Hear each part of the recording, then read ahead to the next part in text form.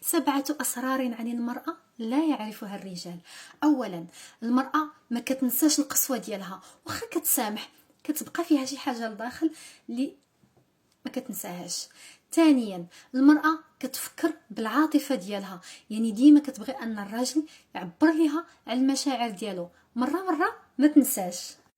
ثالثا، المرأة كتنفر من الراجل اللي ما كيهتمش بالنظافه ديالو الشخصيه، فهاد الشيء هذا كيكون متبادل.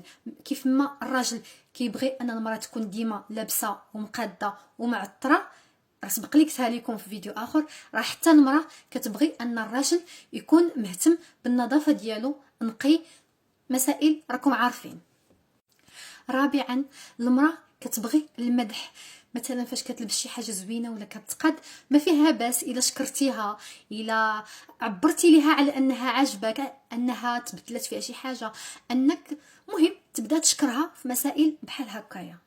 المراه ديما كتسنى من الراجل واحد الكلمه ايجابيه في حقها.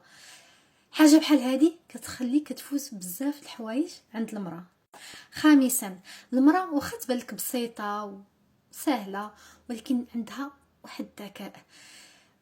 حاول انك ما تكذبش عليها، لانك واخا تعيا تخبع راه غادي تعرف، غادي تعيق بك.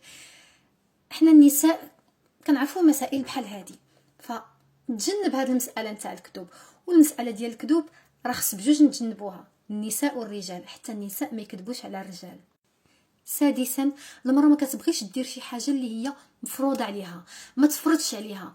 ممكن المراه دير حاجه، واحد الحاجه اللي هي مقتنعه بها، ندير واحد الحاجه على اقتناع، نكون انا باغا نديرها، يعني كن ذكي، ما تفرضش على المراه واحد الحاجه، حاول ديرها بواحد الطريقه، طلب، مهم انت تعرف كي دير تصرف، ماشي ضروري داك خاصك ديري هاد الحاجه، خاصك مسائل بحال هذه حاولوا انكم تجنبوها.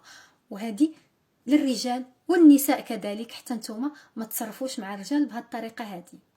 سابعا واخر حاجه، المراه دائما كتمر اولا كدوز واحد الظروف صحيه اللي صعيبه، اولا ضغوطات نفسيه، مثلا راه كل شهر، اولا مثلا المراه فترات الحمل او ما بعد الولاده كيكون مشاكل هرمونات. يعني حاول انك تعرف تصرف معها، حاول انك تعطف عليها، تعرف تتعامل معها، كن متاكد انها ما غاداش تنسى لك هذيك المعامله الطيبه.